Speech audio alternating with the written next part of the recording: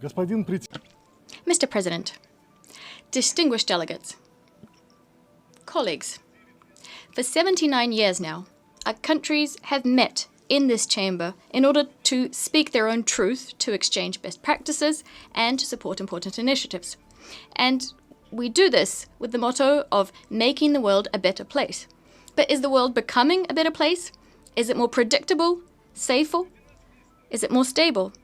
There are some veterans in the room who probably remember the time when the UN did have a special role to play.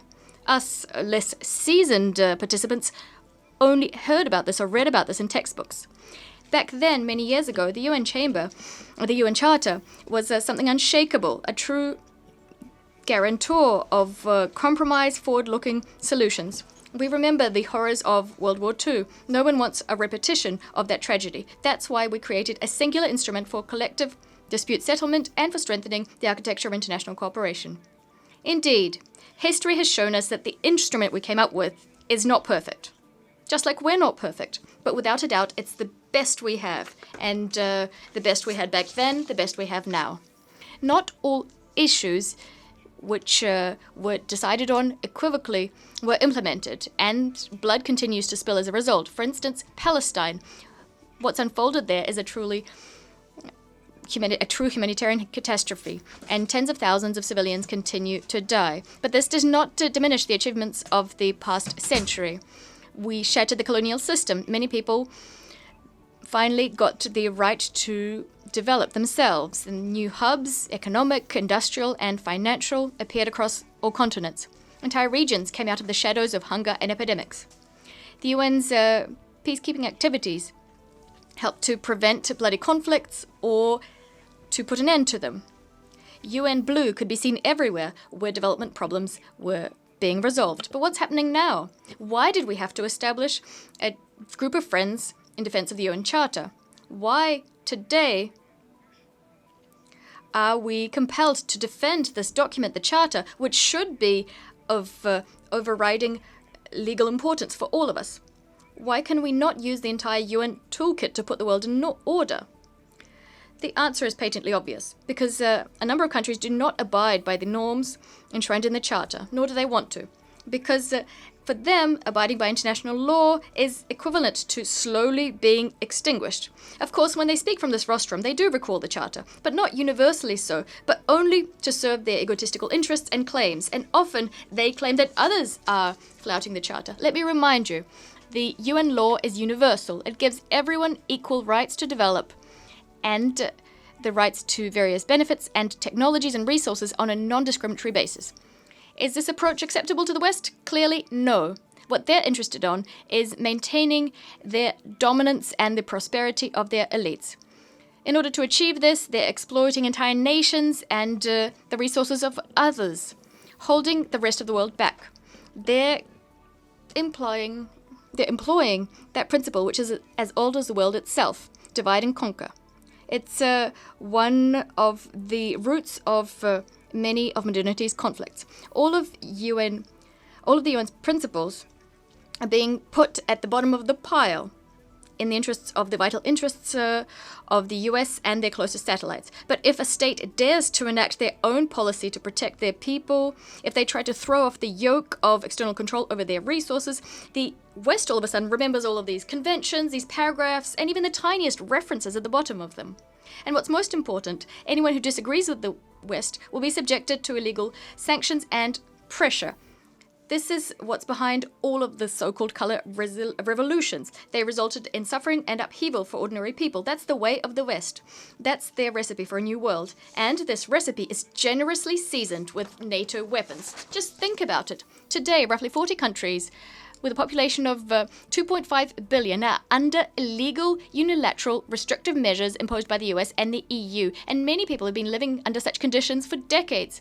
Whereas peace-loving Cuba has been in this situation for over half a century. This instrument is one that flagrantly violates entire sections of the UN Charter and international law. It scuppers sustainable development, undermines food and energy security, restricts access to world markets, and violates the right to the freedom of movement. It also has a boomerang effect on the countries who impose these measures. We're seeing in neighboring EU countries people complain about ever higher prices on food prices, energy prices, as well as concomitant social upheavals. What do we have as a result? From the point of view of the collective West, and here I have some information taken from US sources, 72% of the world's people live in what the West calls autocracies.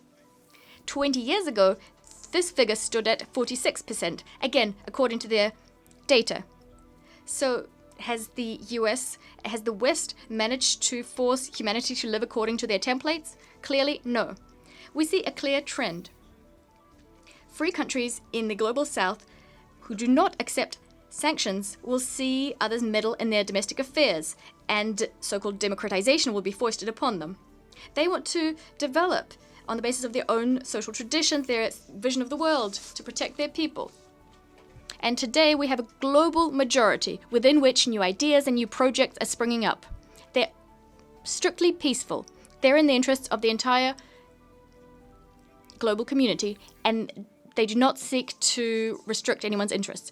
The Chinese initiative, the Belt and Road Initiative, put forward by Xi Jinping, the initiative on global security and global civilization, the Russian and Belarusian initiative of Charter, of multipolarity and diversity in the 21st century, the Indian Voice of the Global South initiative, and many others. All of these projects are geared toward establishing a unified international community in which the fate of all of the people of our planet is united, not just the fate of the golden billion. The planet united in all of its diversity. It enriches all of us. This is the way forward. This is the way chosen for the president of Belarus, Alexander Lukashenko, for our people. It's underpinned by respect, trust, sincerity, reliance, and responsibility. And in fact, when a new package of illegal sanctions was imposed on Belarus, we responded with openness and transparency, unilaterally waiving visas for EU citizens. Thousands of Europeans have used this right coming to Belarus, and they were not disappointed. If we placed more trust in the UN, most peace-loving initiatives would be born and would grow within the organization, not outside it. At the same time, the world would not be threatened by fragmentation into political and economic blocs. A few words about the conflict potential of our planet. It might be somewhat unusual what I'm about to say. We're all used to third-rate series and YouTube videos. We're being taught to receive information in this simplistic way, forcing us to forget the truths which many humanists and great authors penned in the past. Therefore, I'd like to cite three Western authors, and I'd like to draw parallels with what's going on right now. A quote from Kings and Cabbages, O. Henry. The little opera bouffe nations play at government and intrigue until someday a big silent gunboat glides into the offing and warns them not to. An American ship. Next example, Graham Greene, The Quiet American. Written not that long ago. A CIA undercover operative working as a staffer at the US Embassy in Vietnam sought to enact terrorist acts so as to achieve a coup d'etat in that state, in Vietnam, and install a government loyal to the US. And last but not least, Kurt Vonnegut. Roughly 50 years ago, he wrote this, A Man Without a Country. He did not understand why the US and the UK, at the very end of World War II, when everything was already over, why they had to carpet bomb Dresden, razing it to the ground and burying in the rubble, under the rubble, roughly, in fact, several 100,000 people, children, women, and the elderly. We know why they did this, to make them fear the future. And this is very similar to what we're seeing these days, meddling provocations. However, we now see real American warships, and not just one, but many. This is why we need a strong and impartial universal international organization which can guarantee that a balance is struck in our world, in which no one country or group of countries can do as it see fits imposing its will on the UN to stoke its egotism at the expense of the global majority. A strong organization wouldn't allow transnational capital to benefit the collective West. It wouldn't allow for Ukraine to fight to the last Ukrainian.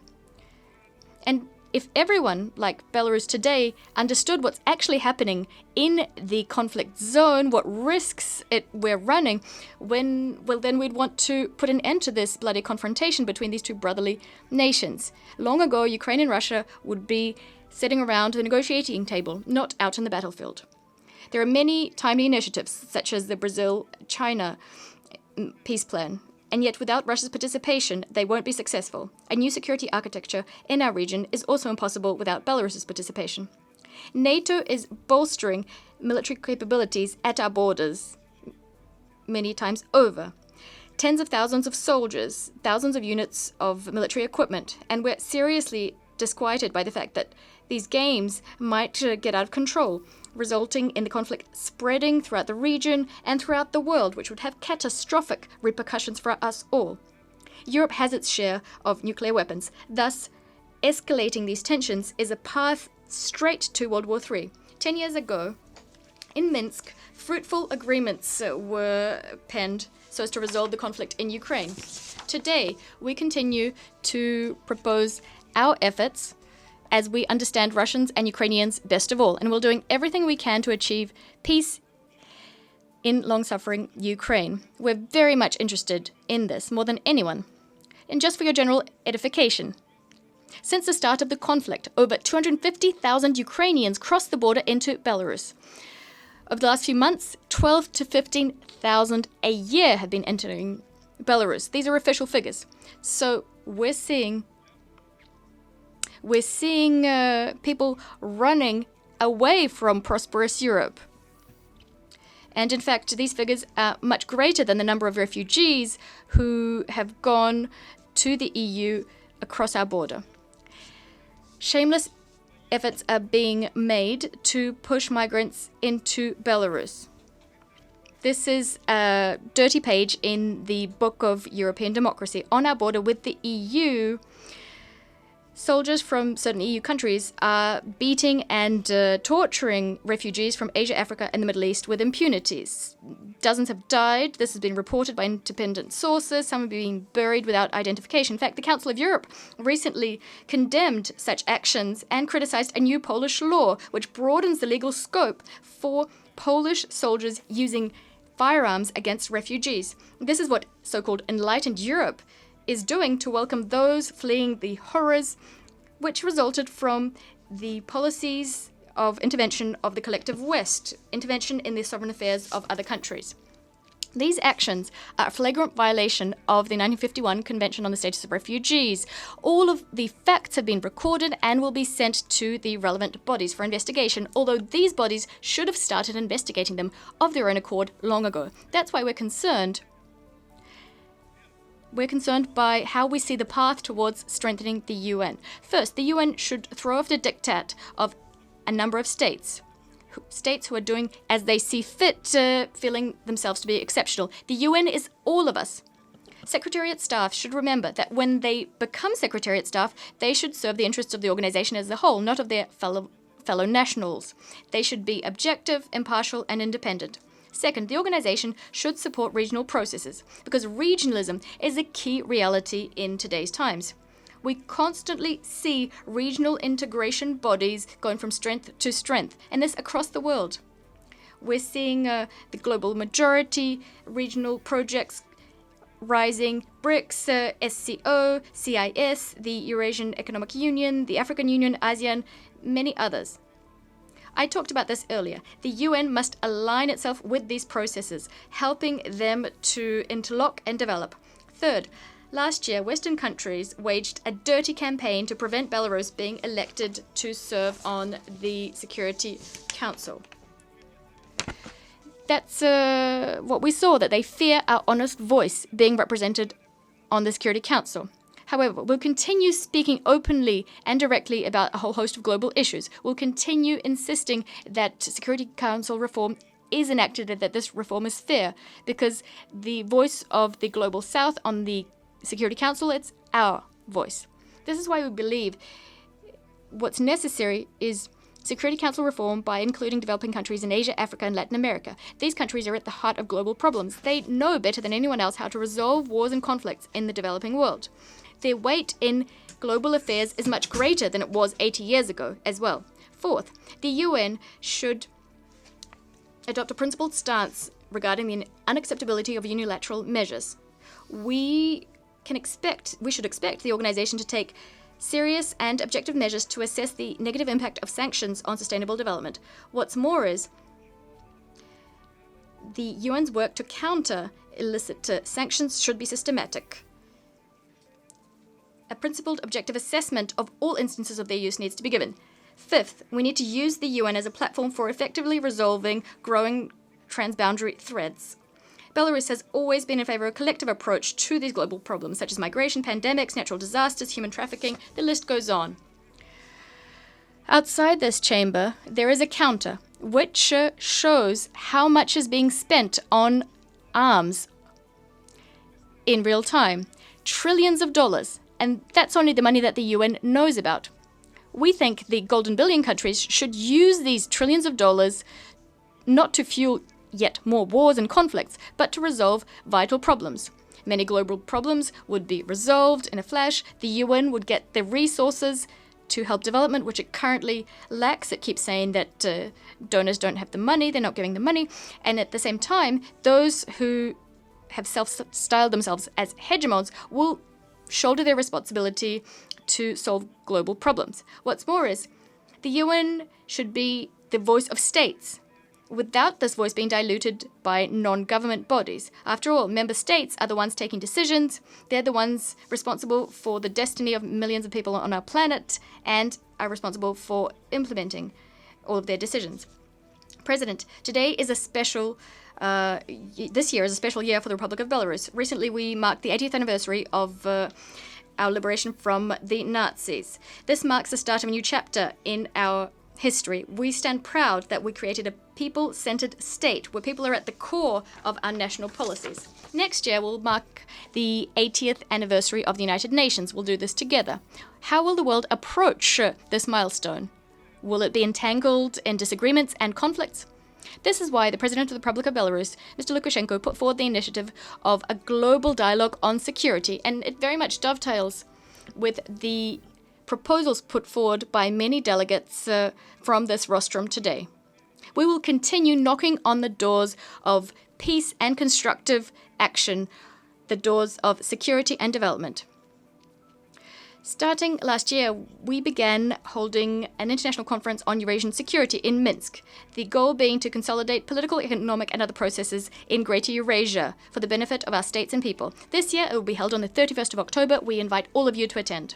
We must breathe the spirit of San Francisco into the UN's lungs. After all, that is the spirit that gave life to our organization. We stand convinced that this is absolutely necessary right now. It's necessary to secure the interests of all people on our planet. I thank you for your kind attention.